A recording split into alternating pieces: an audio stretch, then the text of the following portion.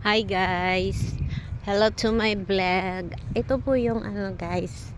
Ito po yung ng probinsya ng Changhua dito sa Taichung guys. So yun doon banda guys is dagat na po yan guys. Yun yung Taichung port po doon guys.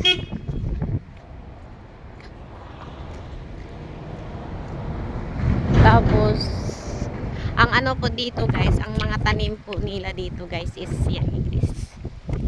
Sibuyas po yan guys. Mga sibuyas na puti po yan guys, na harvest na po yan guys. Parang yung maliliit pa lang yung guys. Oh. Ayan guys. Ganyan yung harvest nila guys. Maliliit, tinitira pa lang yung maliliit. Kasi dito po kasi guys, dyan po banda guys, halos mga factory po kasi yan dyan guys. Dito po yung guys, yung marami pong mga Pinoy dito guys na sila yung gumagawa ng well mill. So guys, ito po yung ganito po yung buhay dito guys sa probinsya guys. Farm, pero ang gaganda ng mga bahay nila guys.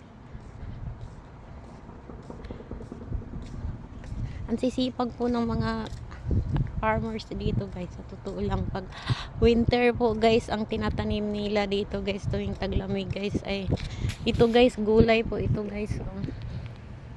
Akala mo guys, yan, gulay yan guys. Akala mo lang halaman yan, gulay yan. Yan ang gulay nila guys. Sarap, ang sarap niyan. Parang mint. Ayan, sibuyas naman yan guys. Yan yung sibuyas na guys, puti ang kulay niyan guys.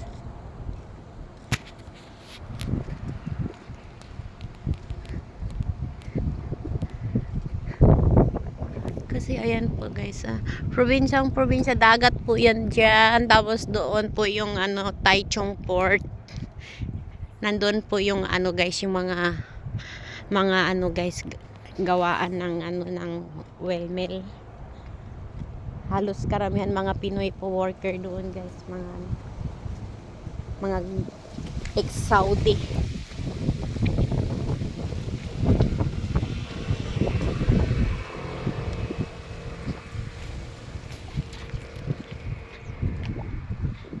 Guys, ito po yun guys.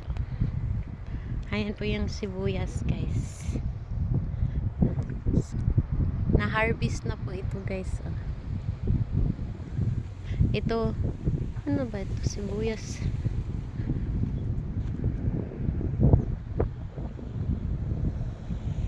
Sibuyas. Nandoon lang po yung guys, yung factory ng sibuyas doon guys, yung niya, bagsakan niya. Ayun po yung service po yan guys ng mga workers na Pinoy.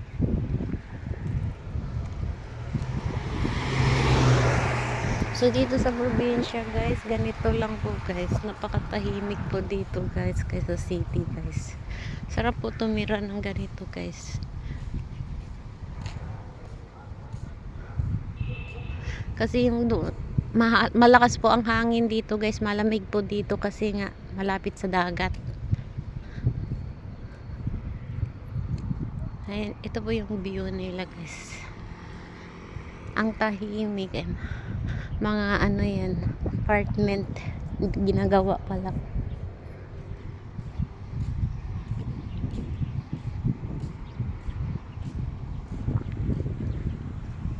Ang ganda ng view.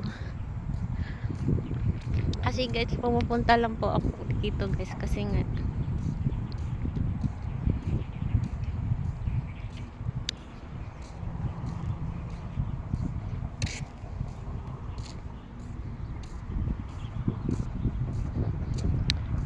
Hi vlog! Hi vlog! Wala akong magawa. Ito po ang Shinkang Chongwa. Kasi iba pala yung iba pala yung Chongwa guys. Kasi yung Chongwa, lugar. Yung Changwa pala. Changwa, story. Magkwentuhan, salita. Or Changwa. Ang hirap po talaga magbigkas guys. Kasi yung words guys, iisa lang. Pero kailangan yung pronounce niya iba-iba. Kasi ito dito, lugar. Chongwa, lugar Chongwa. Pag magsalita Changwa. Tapos yung internet na hindi nga iwan ko basta ang hirap magbigkas ng Mandarin, guys. Kaloker. Again the lights.